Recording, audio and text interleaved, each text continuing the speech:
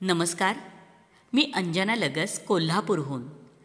E साहित्य प्रतिष्ठानतर्फे प्रकाशित व मूळ लेखिका लुसी मॉन्टगोमेरी व अनुवादक सौ गायत्री साळवणकर लिखित ॲन ऑफ ग्रीन गॅबल्स या पुस्तकाचा थोडक्यात परिचय आपण ऐकणार आहोत.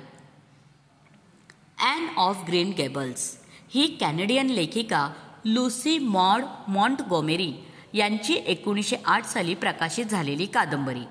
जगभरातील असंख्य वाचकांच्या पसंतीस उतरलेली एक उत्कृष्ट कादंबरी मानली जाते. तिचा मराठी भावानुवाद ग्रीन गॅबल्सची ॲनी एक मनस्विनी. कॅनडाच्या प्रिन्स एडवर्ड आयलंडवरील ग्रीन गॅबल्स फार्ममधील मारिला आणि मॅथ्यू कथबर्ड हे वयस्कर अविवाहित बहीणभाऊ शेतीच्या कामात मदतीला येईल म्हणून एक मुलगा दत्तक घेण्याचा निर्णय घेतात. तसा तोंडी निरोप देताना ऐकण्यात चूक होते आणि अनाथ आश्रमातून लाल रंगाचे केस असलेली 11 वर्षांची ॲन शर्ली पाठवली जाते. झालेल्या चुकीच्या दुरुस्तीसाठी तिला परत पाठवण्याची तयारी सुरू होते. तोपर्यंत बहीण भावाच्या जोडगोळीपैकी भावाचे म्हणजे मॅथ्यूचे हृदय त्या निरागस स्वच्छंदी स्वप्नाळू मुलीने अर्धे अधिक जिंकलेले असते. मारिलाचे कर्तव्य कठोर मन त्या मुलीची करुण कहाणी ऐकल्यावर आणि तिच्या स्वतःच्या नकारामुळे त्या मुलीचे संपूर्ण भवितव्य अंधकारमय होण्याची शक्यता दिसल्यावर विरघळून जाते.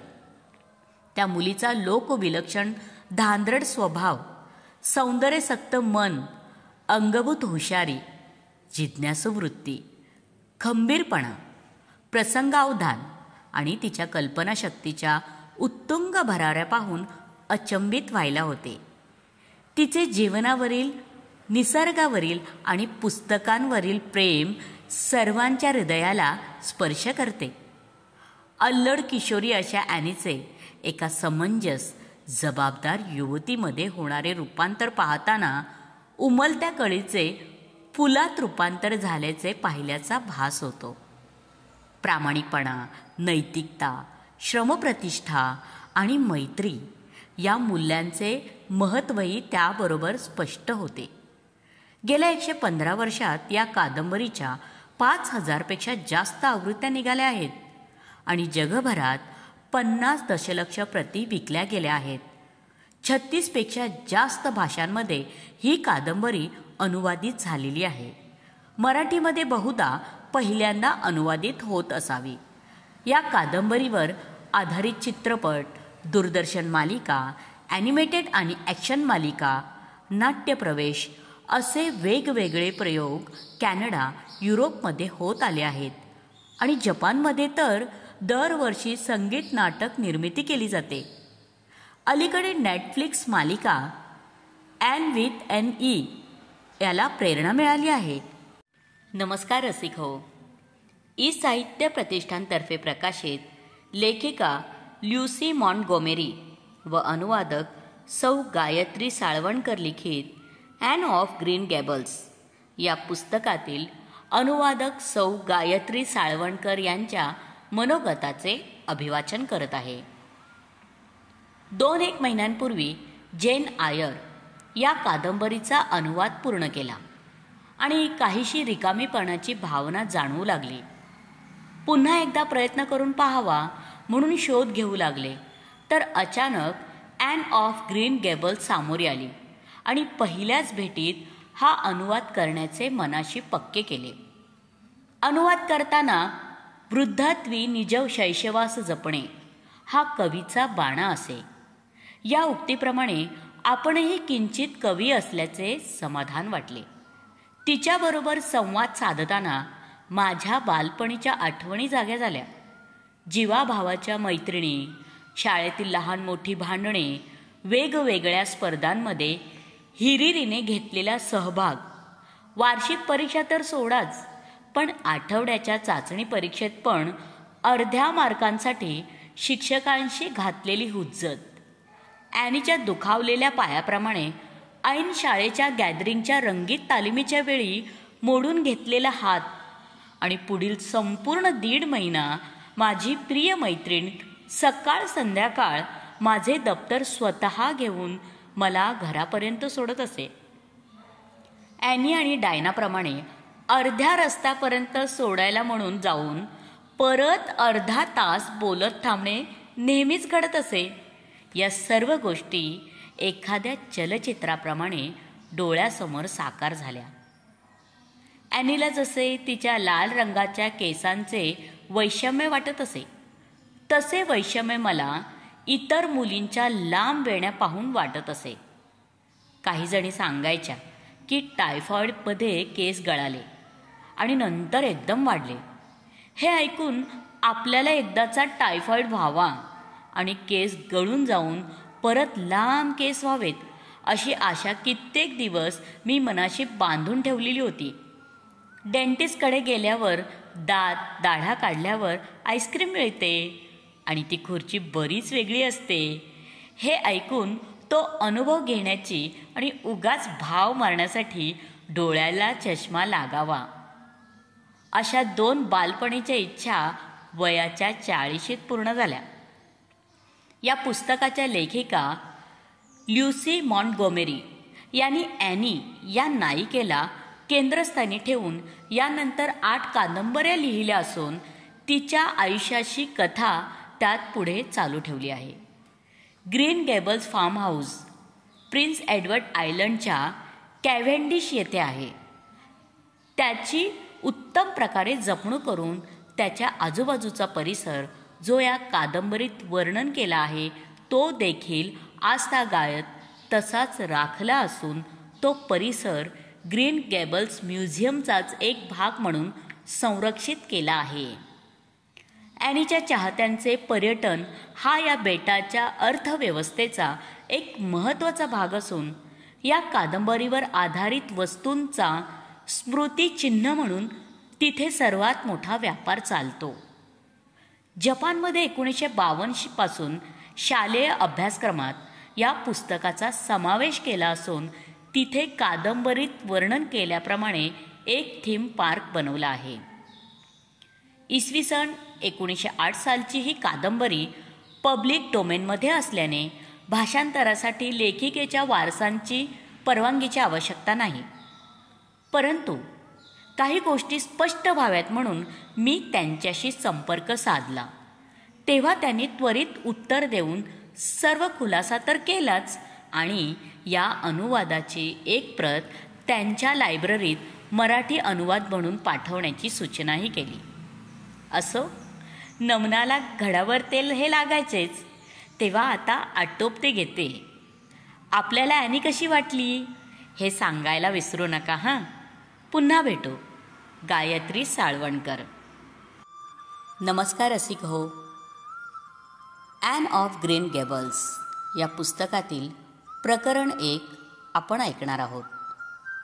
मिसेस रेचल लिंड यांचे घर ॲव्हनली गावचा मुख्य रस्ता जिथे संपतो आणि एल्डरचे वृक्ष आणि फ्युशियाची वाढलेली झुडपे यांनी भरून गेलेले मालरान सुरू होते, बरोबर त्याच ठिकाणी उभे होते. ओल्ड कथबर्ड जंगलाचा तो शेवटचा भाग होता. जवळच कथबर्ड जंगलातून वाहत आलेला ओढा आता तिथून शांतपणे वाहताना दिसत होता. त्याचा अवखळपणा, जोश आता खूपच थंड पडलेला दिसून येईल.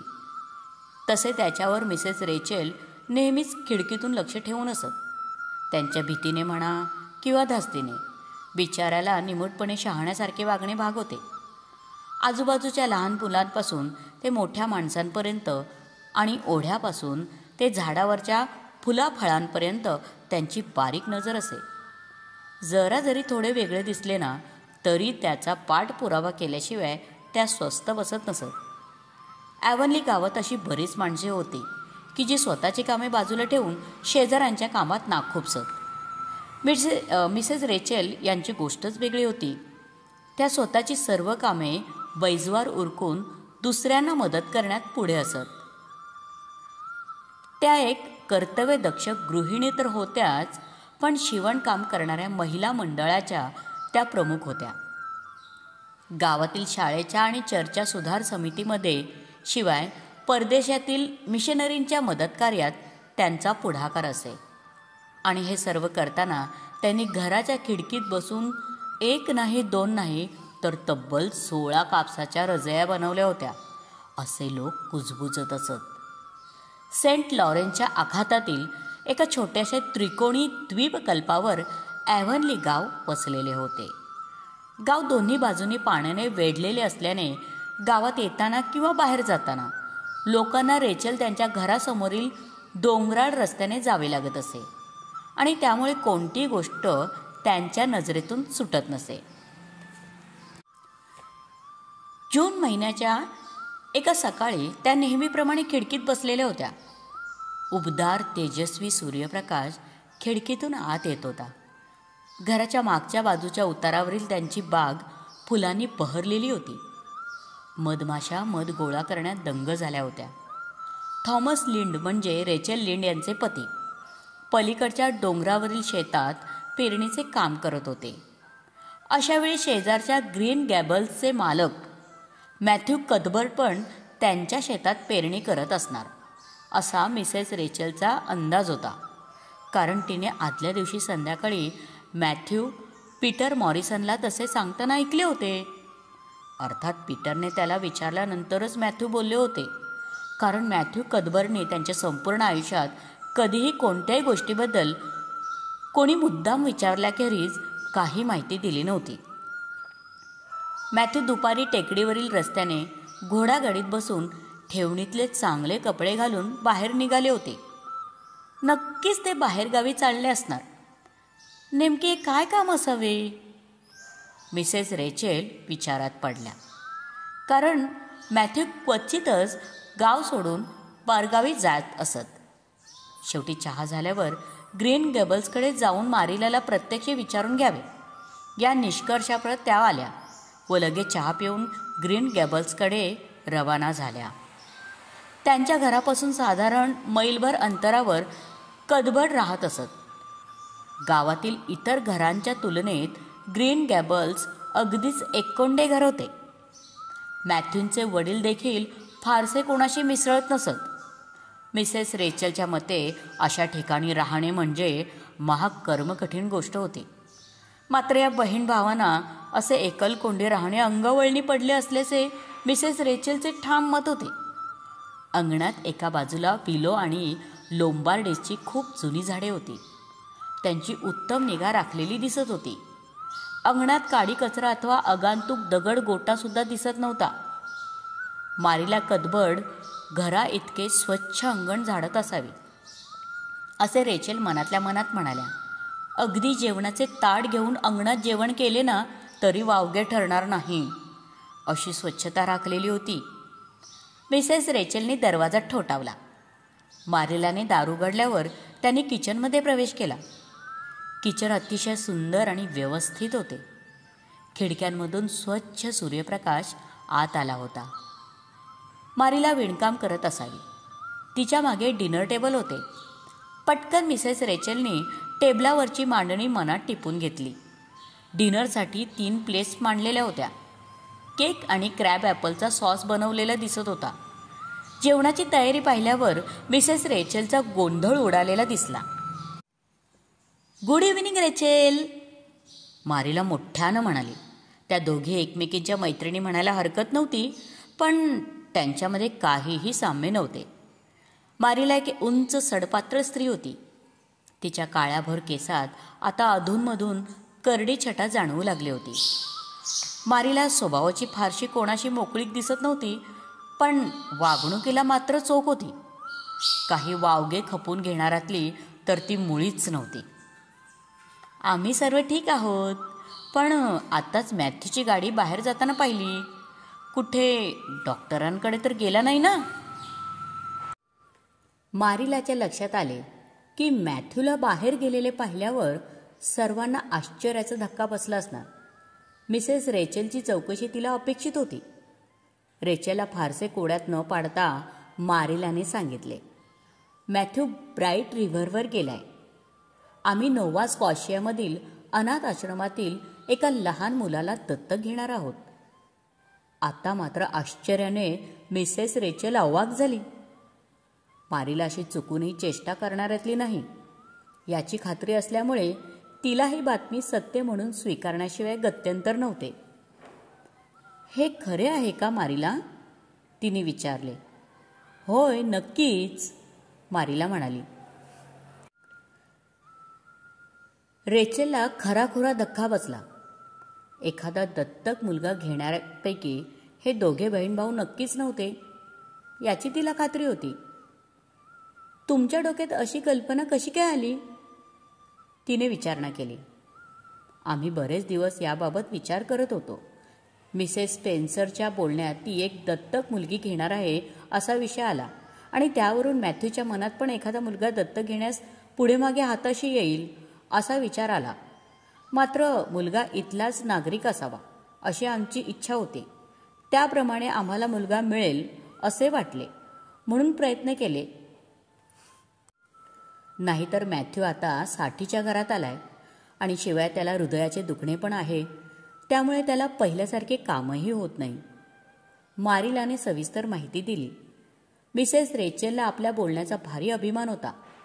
पूर्ण विषय ध्यानात आल्यावर तिने आपले मतप्रदर्शन सुरू केले. ठीक आहे मारिला, मी तुम्हाला स्पष्टपणे सांगेन की मला वाटते की तुम्ही एक मूर्खपणा करत आहात. ही एक धोकादायक गोष्ट आहे.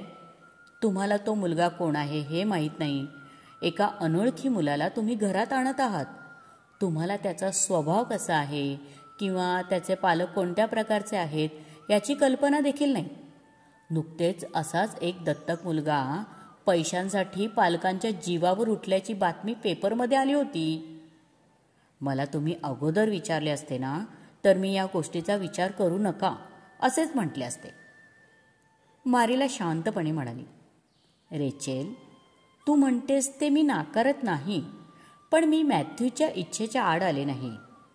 क्वचितच मॅथ्यू कोणत्याही गोष्टीचा विचार करतो आणि जेव्हा तो करतो तेव्हा मला नेहमीच असे वाटते की त्याचा मान राखणे हे माझे कर्तव्य आहे. आणि जोखमीचा विचार केला तर जोखीम कशात नाही.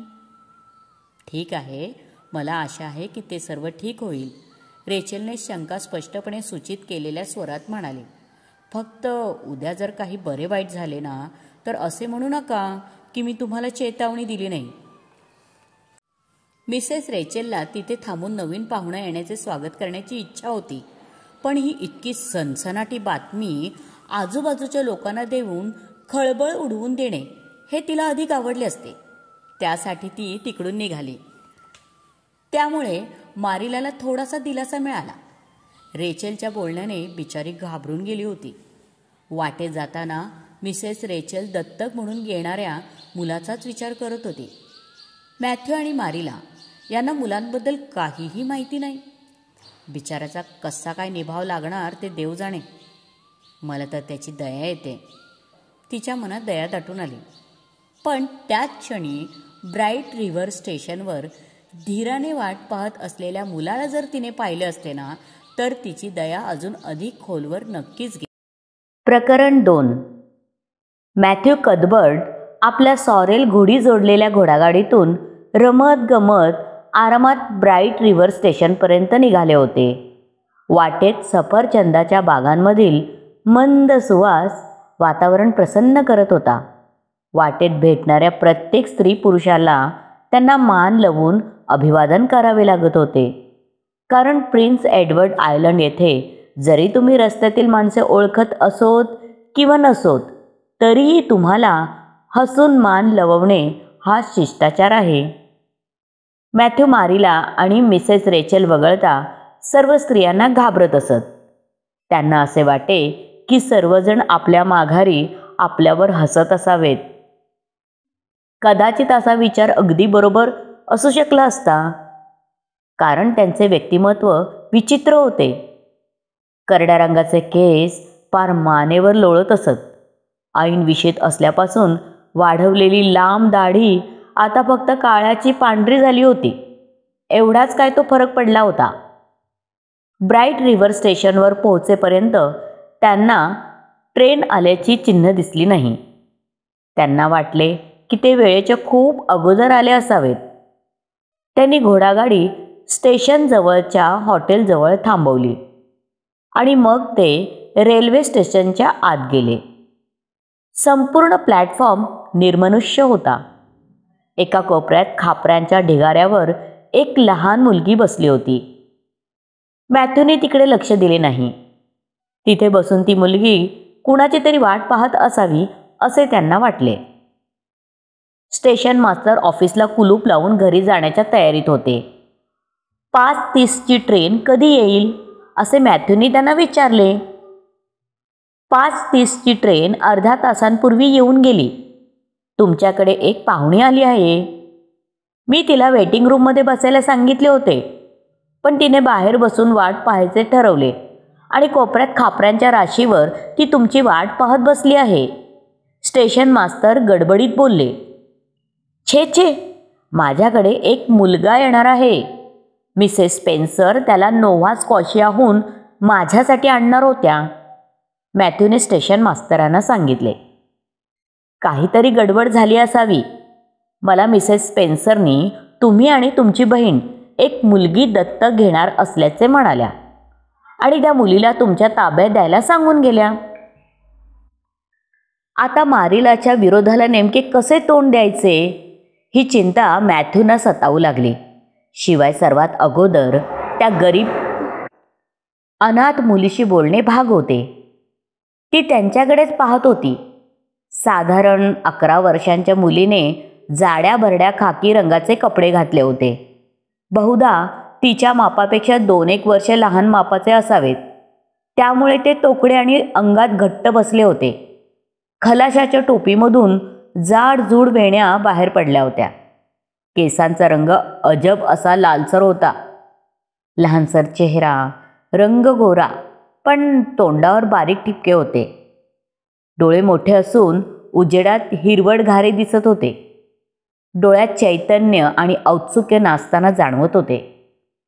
नाजूक जीवनी, रुंद कपाळ, एकंदरीत थोड्याफार बावरलेल्या पण उत्साही मुलीशी भेटायला बोलायला मॅथ्यूना मोठे अवघड वाटत होते.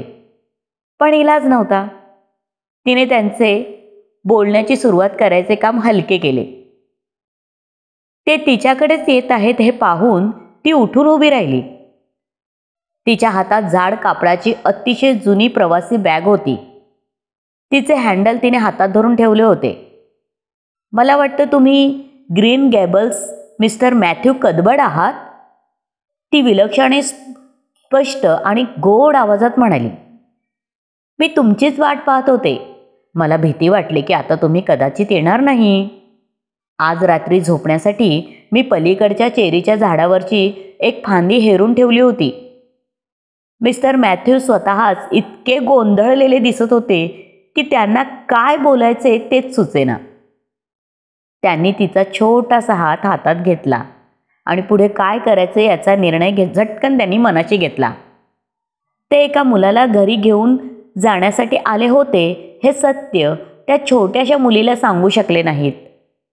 ते काम घरी गेल्यावर मारिला करू शकेल याची त्यांना खात्री होती. पण कोणत्याही परिस्थितीत तिला ब्राईट रिव्हर स्टेशनमध्ये एकटीला सोडून देणे शक्य नव्हते. ग्रीन गॅबल्समध्ये गेल्यावर मग काय ते स्पष्टीकरण देता येईल हा विचार त्यांनी पक्का केला. माफ करा, मला उशीर झाला, ते अवघडून म्हणाले. माझ्याबरोबर चल, बाहेर घोडागाडी आहे. मला तुझी बॅग दे. नको, मी माझी बॅग धरते. त्याचे काय आहे ना, तिचे हँडल थोडे सैल आहे, पटकन बाहेर येते. शिवाय ती फारशी जडसुद्धा नाही. माझ्या रोजच्या वस्तू आहेत. ही खूप जुनी बॅग आहे, फक्त मीच तिला नीट पकडू शकेन. एक सांगू का, खरं तर मला त्या चेरीच्या झाडावर झोपायला गंमत वाटली असते. मिसेस स्पेन्सर म्हणत होत्या की ग्रीन गॅबल्स इथून 8 मैल दूर आहे.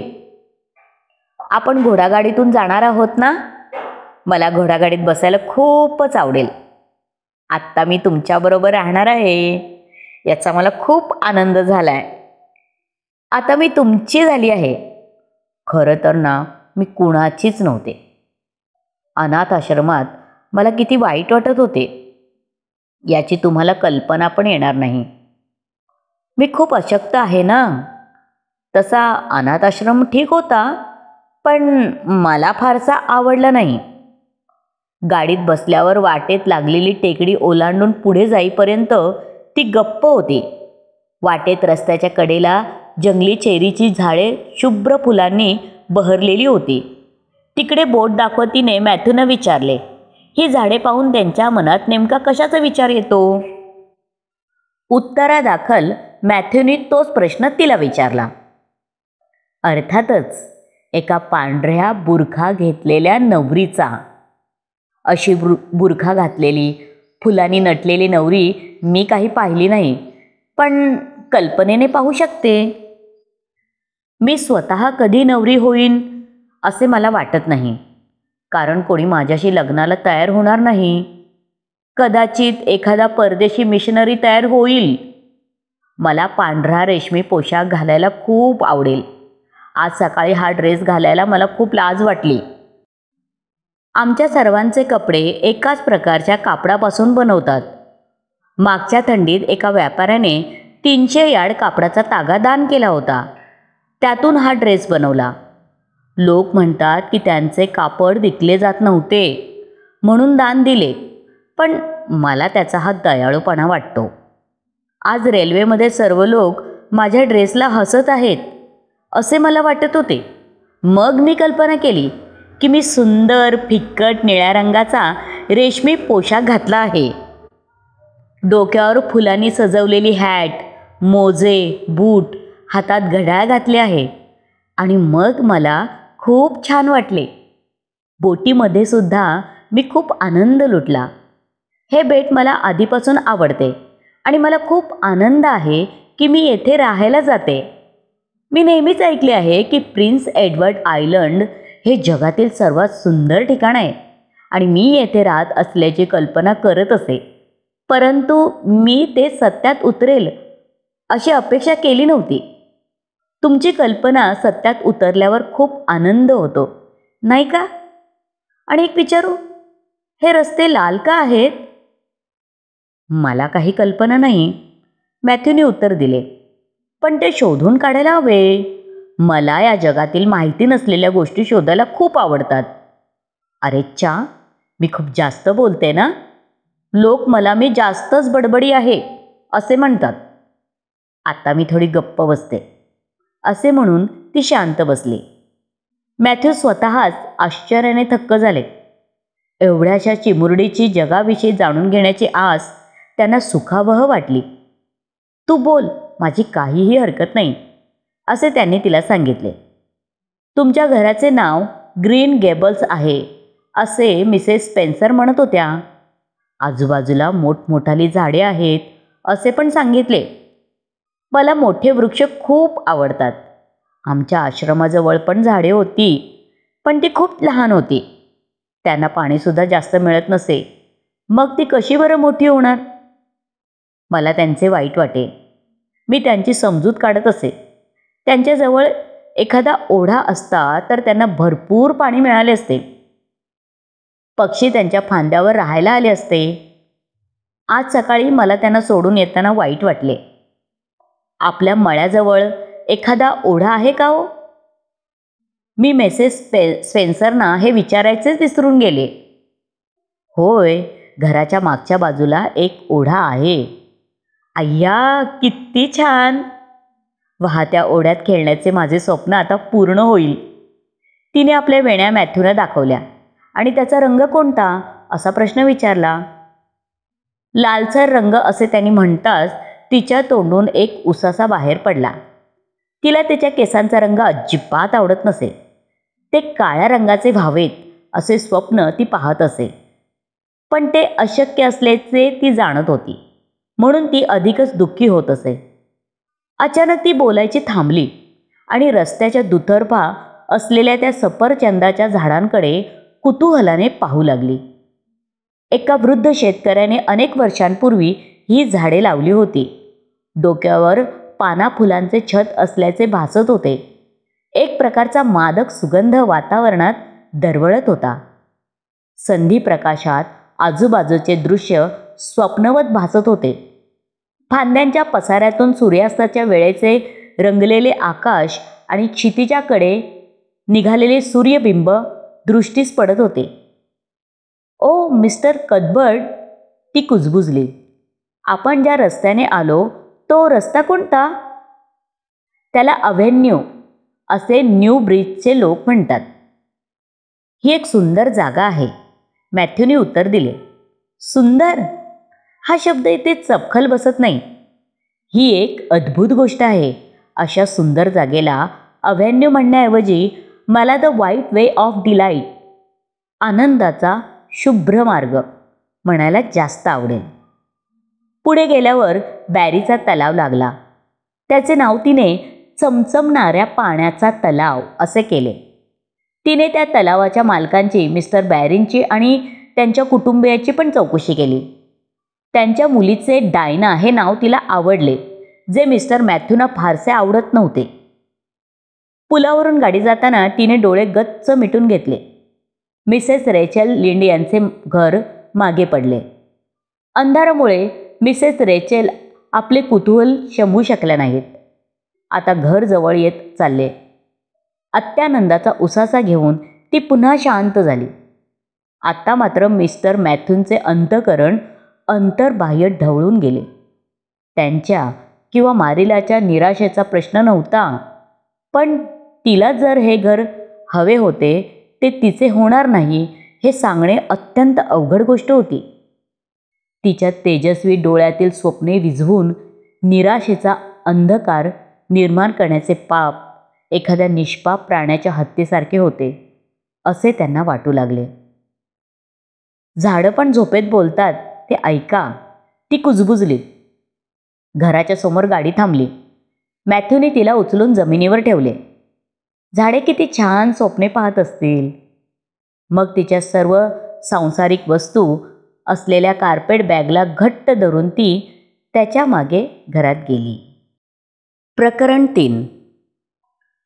मॅथ्यूने दार उघडताच मारीला वेगाने पुढे आली.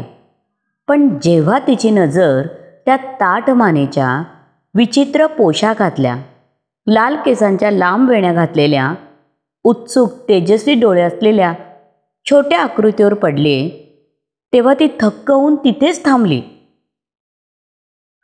मॅथ्यू कदबर्ड, ही कोण? तिने मोठ्या आवाजात विचारले. आणि तो मुलगा कुठे आहे? तिथे कोणी मुलगा नव्हता. मॅथ्यू चाचरतच म्हणाले. तिथे फक्त ही मुलगी होती. त्यांनी अद्याप तिचे नावही विचारले नव्हते.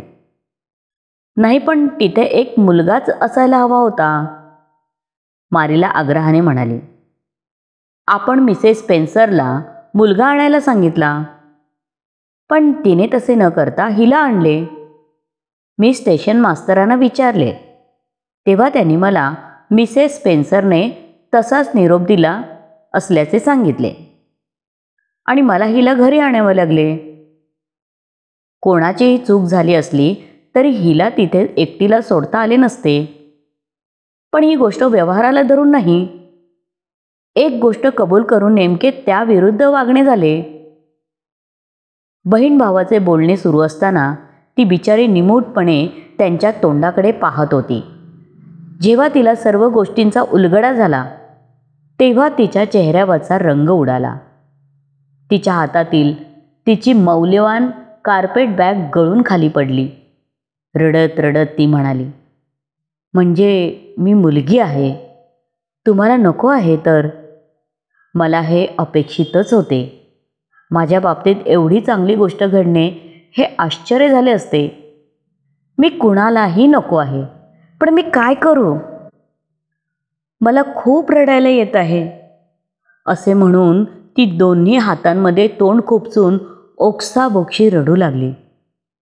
मॅथ्यू आणि मारीला कानकोंडे होऊन एकमेकांकडे पाहू लागले. त्यांना नेमके काय करावे हेच कळेनासे झाले.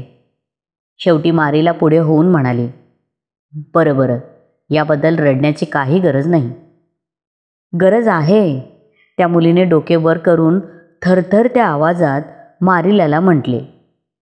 जर तुम्ही अनाथ असता आणि तुम्ही मुलगी नाही म्हणून कुणी बाहेर काढले असते तर तुम्हीसुद्धा रडलाच असता.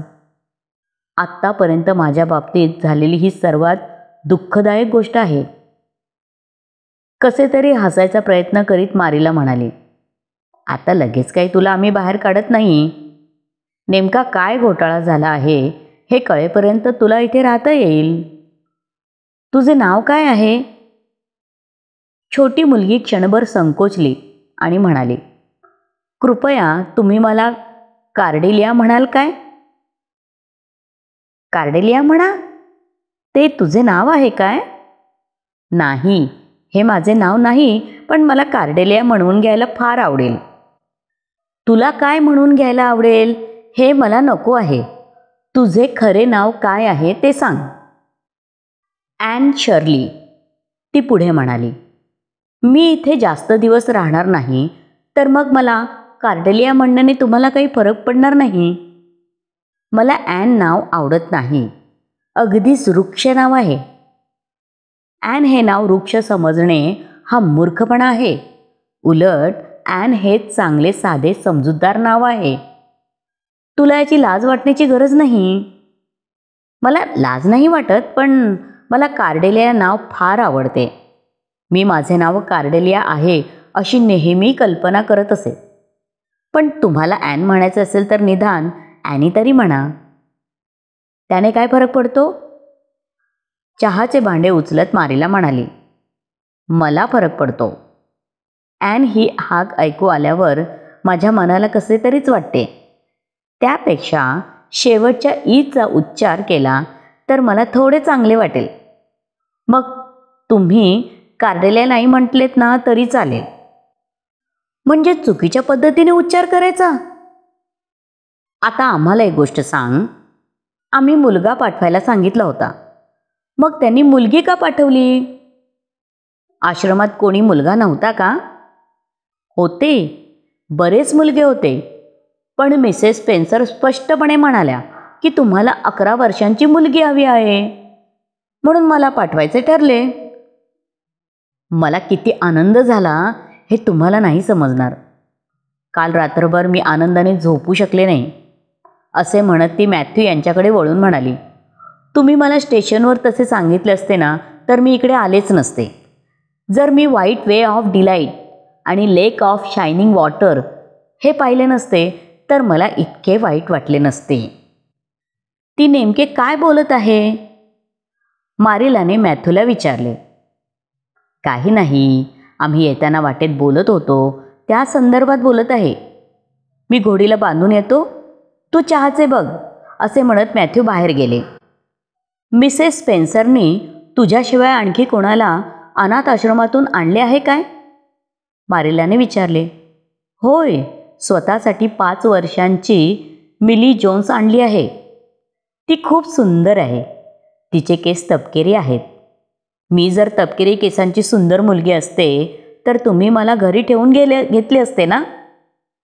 नाही, मॅथ्यूला शेतात मदत करण्यासाठी मुलगा हवा आहे. मुलगी आमच्यासाठी काही उपयोगाची नाही.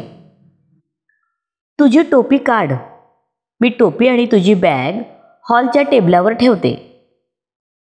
ॲनीने टोपी काढली.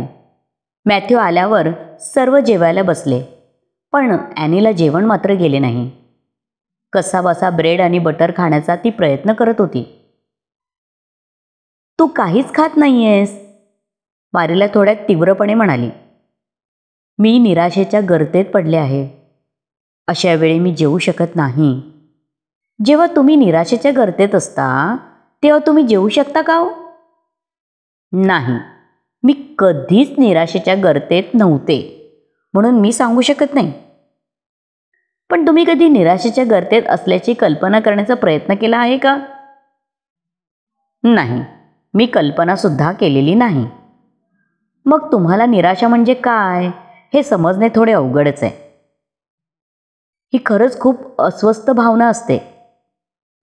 जेव्हा तुम्ही काही खाण्याचा प्रयत्न करता पण खाऊ शकत नाही, गिळायचे म्हटले तर गिळू शकत नाही, अगदी आवडते चॉकलेट कॅरमेल सुद्धा नजरेसमोर नकोसे होते. तुम्ही जेवण खूप छान बनवले आहे, पण मला खायला जाणार नाही. तुम्ही नाराज होऊ नका हां. मला वाटते ती थकली असेल. तिची झोपायची व्यवस्था कर. ॲनीला कुठे झोपायचे असा प्रश्न मारिलाला पडला होता. तिने इच्छित आणि अपेक्षित मुलासाठी किचन चेंबरमध्ये एक पलंग तयार केला होता, पण मुलीला कुठे झोपायला द्यायचे हा प्रश्नच होता. पूर्वेकडील छोट्या खोलीत तिची झोपण्याची व्यवस्था करावी म्हणून मारिला तिला तिकडे घेऊन गेली. कपडे बदलून रात्रीचा पोशाख करायला लावून गुड नाईट म्हणून तिकडून निघून जात असताना ॲनी म्हणाली, ही माझ्या जीवनातील आजवरची सर्वात वाईट रात्र असली पाहिजे. हे तुम्हाला माहीत असताना तुम्ही मला शुभरात्री कसे काय म्हणू शकता? मारीला हळूहळू स्वयंपाकघरात जाऊन आणि जेवणाची भांडी आवरायला लागली. मॅथ्यू धूम्रपान करत होते. त्यांच्या अस्वस्थ मनाचे ते लक्षण होते. ते क्वचितच धूम्रपान करत असत, कारण मारिलाला ती घाणेरडी सवय म्हणून आवडत नसे. आपण स्वतः अनाथ आश्रमात जाण्याऐवजी दुसऱ्यांवर अवलंबून राहिल्याचा हा परिणाम आहे. उद्या स्पेन्सरकडे जाऊन या मुलीला परत पाठवावे लागेल आणि तेच योग्य होईल. मारीला करवदली. तू म्हणत असशील तर ठीक आहे, तसेच करूया. म्हणजे तुला असे वाटत नाही का?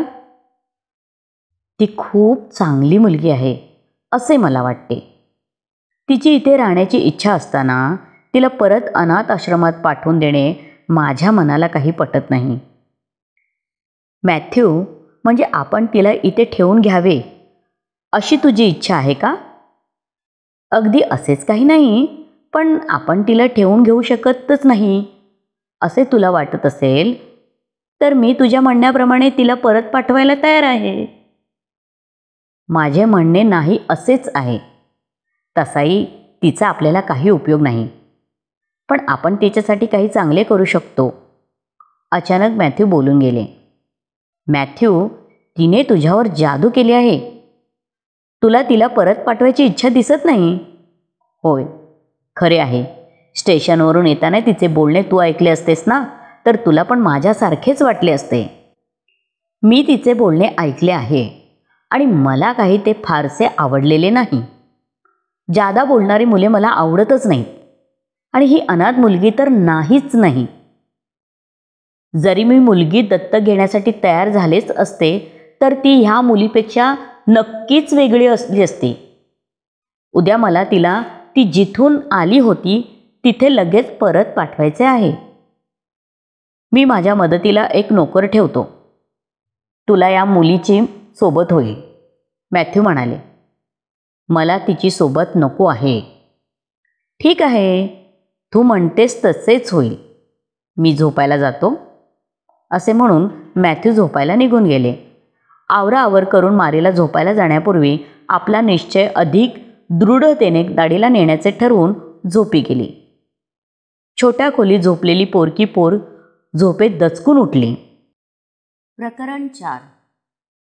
ॲनी उठली आणि अंथरुणावर बसून गोंधळलेल्या नजरेने खिडकीतून बाहेर पाहू लागली. स्वच्छ सूर्यप्रकाश आत आला होता. बाहेरच्या निळ्या आकाशाचे दर्शन होत होते. ते पाहून ती खूप आनंदित झाली. क्षणभर तिला ती कुठे आहे हेच समजेना. मग हळूहळू तिच्या आनंदाची जागा दुःखाने घेतली. ती ग्रीन गॅबल्समध्ये होती. कुणाच्या तरी चुकीने तिची रवानगी इथे झाली होती आणि तेथील मंडळींना ती नकोशी होती, कारण ती मुलगा नव्हती. तिचे कोवळे मन दुखावले गेले होते. पण आता सकाळ झाली होती. खिडकीतून बाहेर फुललेले चेरीचे झाड पाहून ती पटकन उठून बाहेर जाण्यासाठी तयार झाली. चेरीचे झाड इतके बहरले होते की झाडावर पाणीही दिसत नव्हते. बाहेरचे दृश्य पाहताना तिचे डोळे आनंदाने चमकत होते. खरंच ती जागा खूपच सुंदर होती. भले तिला तिथे न राहायला मिळेना, पण ती असण्याची कल्पना तर ती नक्कीच करू शकत होती. त्याला तर कोणीही अडवू शकत नव्हते. बागेच्या पुढे हिरवेगार शेत होते. शेजारी ओढा वाहत होता. त्या पलीकडे डोंगर आणि दरीच्या जवळ काल पाहिलेला चमचमणाऱ्या पाण्याचा तलाव दिसत होता. डावीकडे मोठमोठी धान्याची कोठारे होती आणि त्यांच्या पलीकडे हिरवीगार कमी उतार असलेली शेतं आणि सर्वात सुंदर गोष्ट म्हणजे निळाशार समुद्राची झलक दिसत होती. ॲनीची सौंदर्यासक्त नजर प्रेमळपणे या सर्वांवर रेंगाळत होती. लोभसपणे ती सर्व तिच्या आत सामावून घेत होती. आजपर्यंत तिने अनेक अप्रिय ठिकाणे पाहिली होती, पण त्या गरीब मुलीने पाहिलेले हे दृश्य तिच्या स्वप्नातल्या जगासारखे सुंदर होते. गुडघे टेकून खाली वाकून ती त्या जगात हरवून गेली होती. तोच कुणीतरी एक हात तिच्या खांद्यावर ठेवला. मारिलाच्या हाका तिच्या कानावर न आल्याने शेवटी मारिलाने खांद्यावर हात ठेवून खाईच्या तुटकपणे सांगितले, तुझी कपडे बदलायची वेळ झाली आहे.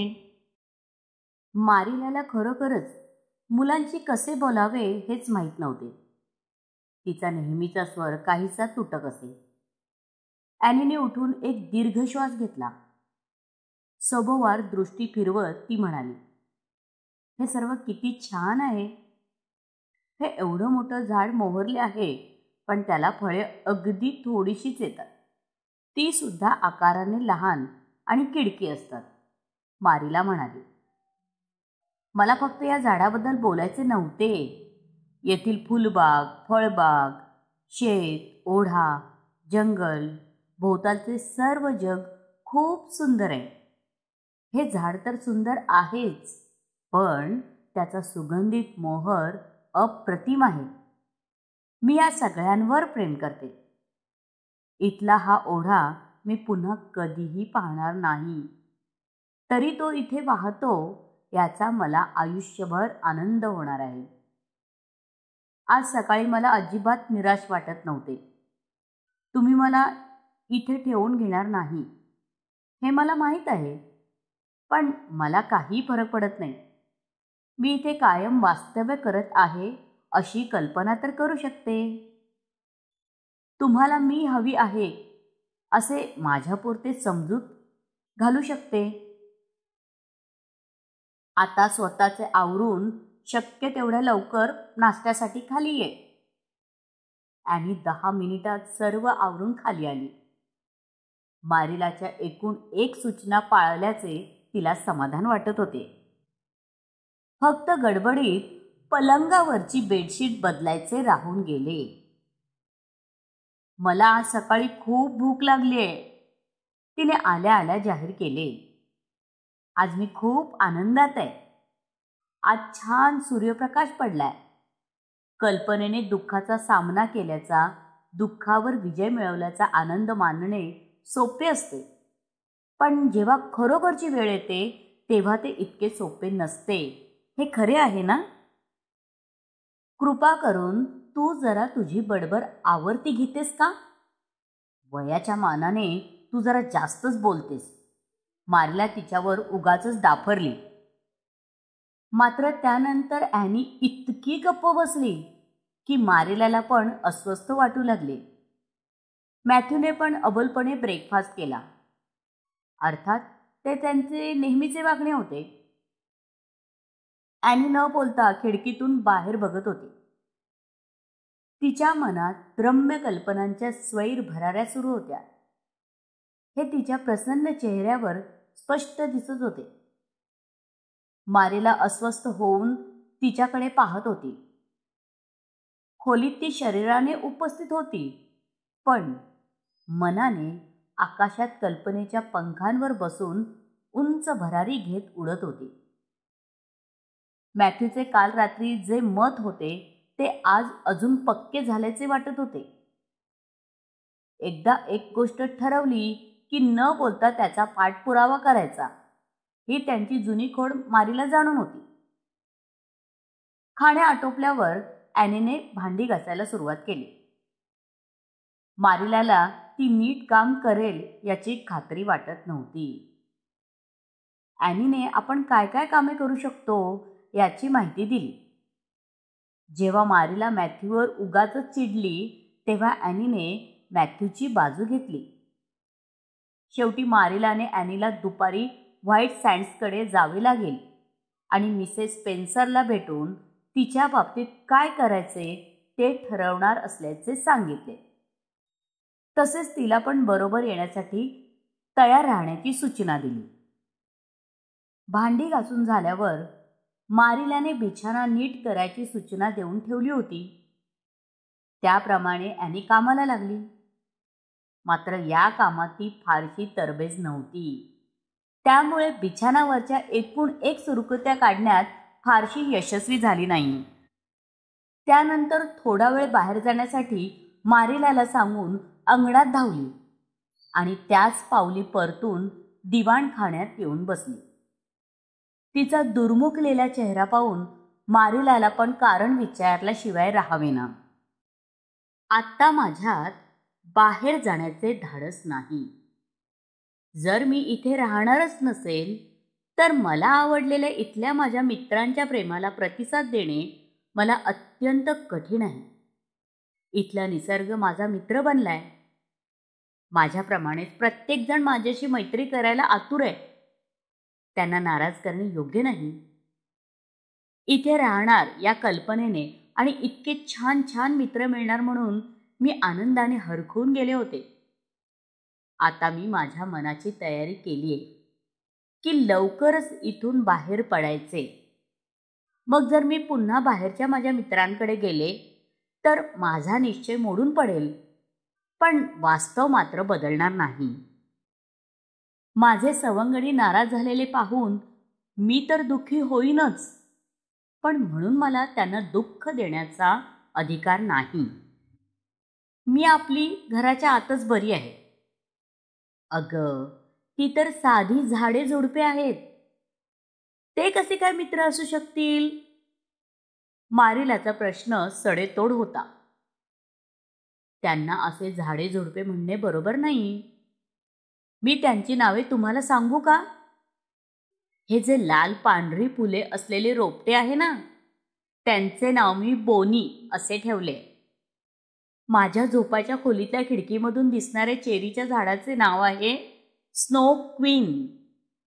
आता कसे बर्फासारखे शुभ्र दिसते, पण जेव्हा मोहोर गळून फळे येतील ना तेव्हा ते पांढरे राहणार नाही. पण ते तसे आहे याची आपण कल्पना तर करू शकतो. माझ्या संपूर्ण आयुष्यात अशी अजब मुलगी मी कधीही पाहिली नव्हती, असे म्हणत मारिला तळघरातून बटाटे आणायला निघून गेली. मारिला परत आली तेव्हा ॲनी खिडकीतून पाहत उसासे सोडत होती. तिकडे दुर्लक्ष करून मारिला विचार करू लागली. मॅथ्यूने म्हटल्याप्रमाणे ही मुलगी खरोखरच मजेशीर आहे. पुढच्या क्षणी काय बोलेल याची कल्पनाही करता येत नाही. तिने मॅथ्यूवर तर जादू केलीच आहे, तशीच माझ्यावर पण करू शकेल. मॅथ्यूने कधी नव्हे ते आपले म्हणणे न बोलता माझ्यापर्यंत बरोबर पोहोचवले.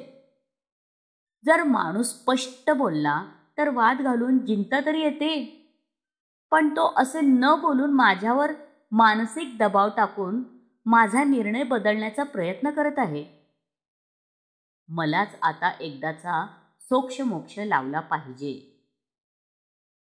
दुपारच्या जेवणाच्या वेळी मारिलाने मॅथ्यूला सांगितले, मला दुपारी बग्गी लागेल. घोडी जुंपून तयार ठेव.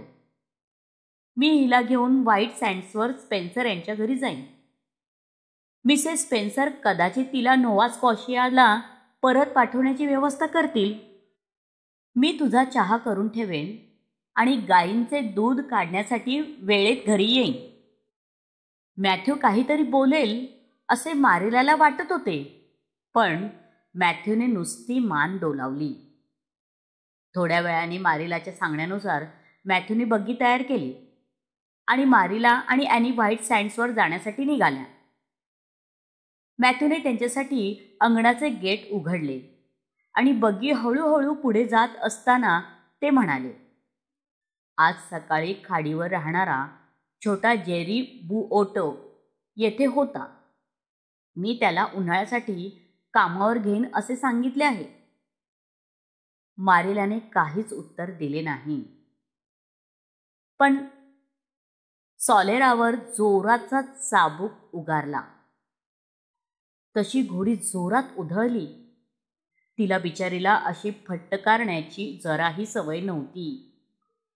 मारिलाने बाहेर पडताना एकदा मागे वळून पाहिले आणि तेव्हा त्रासलेल्या चेहऱ्याने मॅथ्यू त्यांच्याकडे पाहत होता. प्रकरण 5. मी तुम्हाला एक गोष्ट सांगू का? ॲनीने मारिलाला विचारले. मारिलाने होकार दिला आणि ॲनी पुढे म्हणाली, मला आत्ताच्या या बग्गीतल्या प्रवासाचा आनंद घ्यायचा आहे. माझा असा अनुभव आहे, जर तुमची इच्छा असेल तर तुम्ही प्रत्येक गोष्टींचा आनंद घेऊ शकता. आता सुद्धा अनाथ आश्रमात परत जाण्याचा विचार करत या आनंदाला मला मुकायचे नाही. तो जंगली गुलाब तुम्ही पाहिलात का? किती छान आहे. त्याला जर बोलता आले असते ना तर किती मजा आली असती. त्यामुळे आपल्याला त्याच्या जगातील सुंदर सुंदर गोष्टी समजल्या असत्या. त्यांचा गुलाबी रंग किती सुंदर आहे हो. मला खूप आवडतो. तुम्हाला पण आवडतो का? पण माझे केस लाल रंगाचे असल्याने मला गुलाबी रंग चांगला नाही दिसत. केसांचा रंग बदलून काळा होतो का हो? मला माहीत नाही. असे झाल्याचे मी कधी पाहिले नाही. तेव्हा तुझ्या बाबतीत असे घडेल याची शक्यता नाही, मारिलाने उत्तर दिले.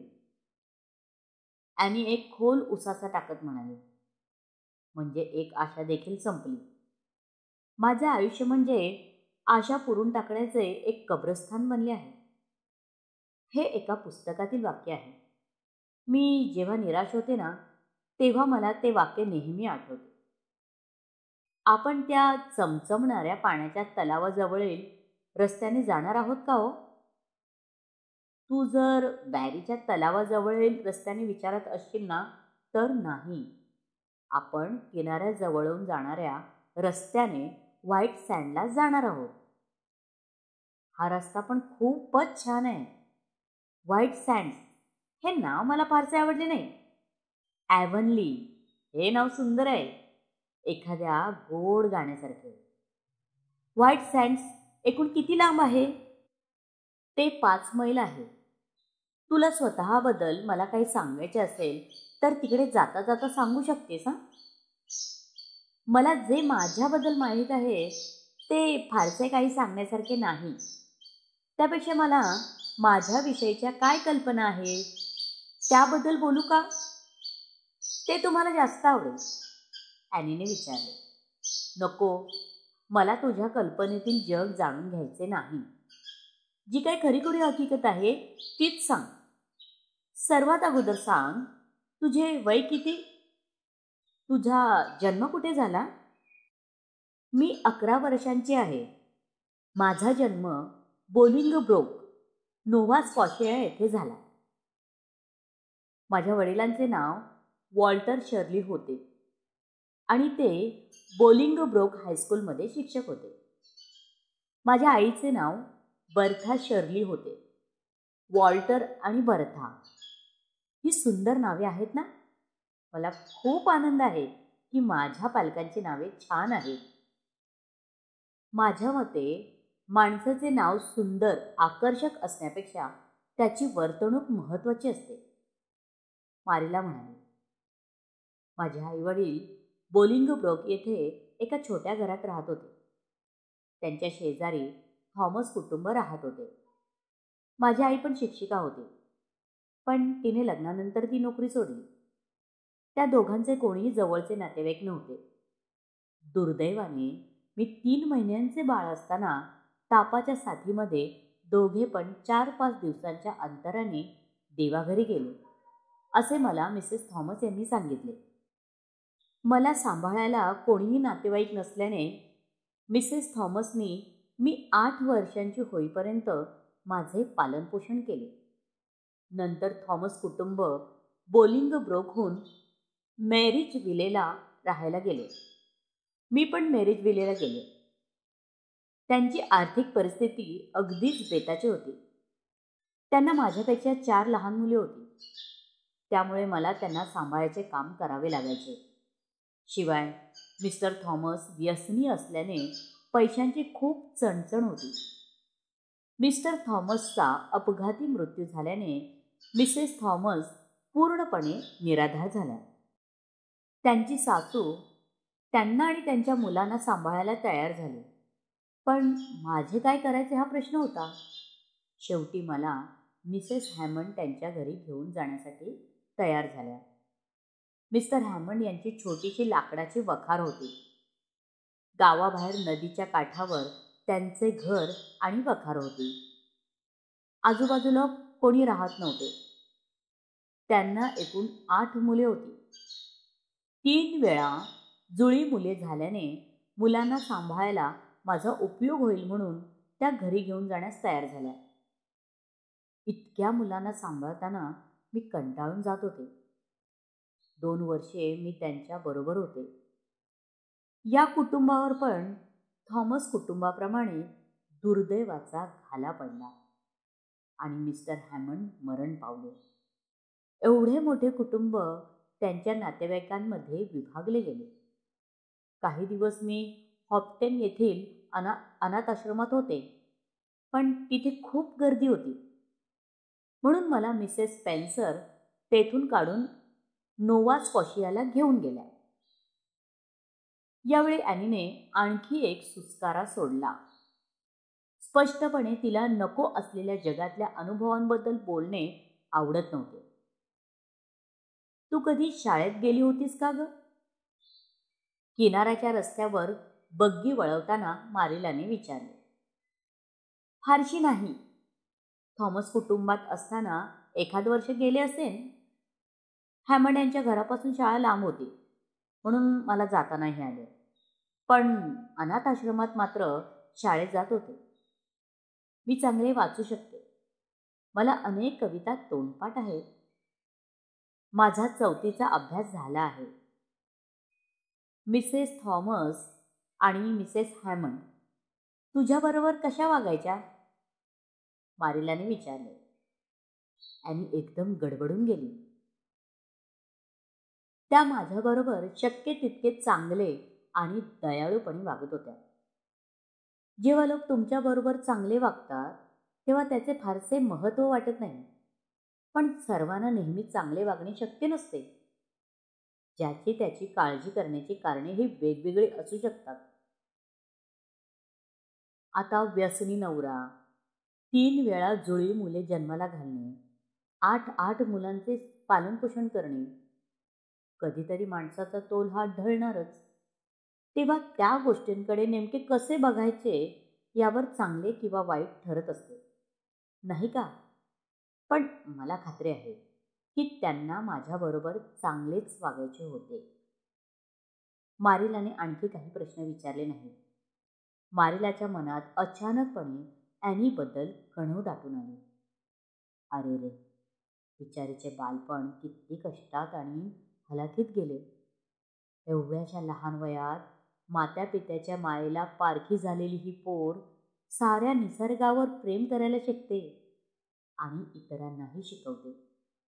आपल्या स्वतःपुरते एक आनंदी जीवनाचे काल्पनिक जग निर्माण करून त्यात रममाण होते.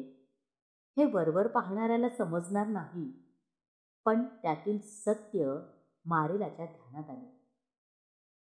खऱ्या घराच्या आशेने तिला खूप आनंद झाला असेल, यात काही आश्चर्य नाही. तिला परत पाठवावे लागत आहे ही वाईट गोष्ट होती. मॅथ्यूच्या इच्छेप्रमाणे तिला घरी ठेवून घ्यावे का? तशी मुलगी शिकवण्यायोग्य आहे, असा विचार मारिलाच्या मनात आला. तिला खूप काही सांगायचे आहे, बोलायचे आहे. कदाचित तिला योग्य शिक्षण दिले ना तर ती चांगली प्रगती करेल आणि ती जे बोलते त्यात असभ्य किंवा अपमानास्पद असे काहीही नाही. ती एका सभ्य स्त्रीसारखी आहे. बहुधा तिचे आईवडील चांगल्या कुळात जन्मलेले असतील. ॲनी किनाऱ्याजवळून जाणाऱ्या रस्त्यावरची मजा पाहण्यात दंग होती. एका बाजूला लाल सँडस्टोनचे खडक होते. पलीकडे हिरवट निळा समुद्र सूर्यप्रकाशात चमचमत होता. त्यावर समुद्र पक्षी संथपणे तरंगत होते. त्यांचे पंख सूर्यप्रकाशात चांदीसारखे चमकत होते. समुद्र छान आहे ना? ॲनी म्हणाली. मी एकदा मेरीज विलेला समुद्र पाहायला गेले. त्या दिवशी खूपच मजा आली. पण हा समुद्र किनारा त्यापेक्षा जास्त छान आहे. तुम्हाला समुद्र पक्षी व्हायला आवडेल? मला ना समुद्र पक्षी होऊन समुद्रावर गिरट्या घालायला आवडेल. रात्री घरट्यात परतताना कसलीही काळजी नाही. असे जगायला मला फारच आवडेल. ते पुढे कोणाचे एवढे मोठे घर आहे हो? ते व्हाईट सँड्स हॉटेल आहे. मिस्टर किरके ते चालवतात. पण अजून हंगाम सुरू झालेला नाही. उन्हाळ्यासाठी तेथे अमेरिकन लोकांची गर्दी असते. त्यांना हा किनारा फार आवडतो. मला भीती वाटत होती कदाचित ते मिसेस स्पेन्सरचे घर असेल. ॲन दुःखी स्वरात म्हणाली. मला तिथे जायचे नाही. का कुणास ठाऊक. मला तिथे गेल्यावर सर्व काही संपल्यासारखे वाटेल.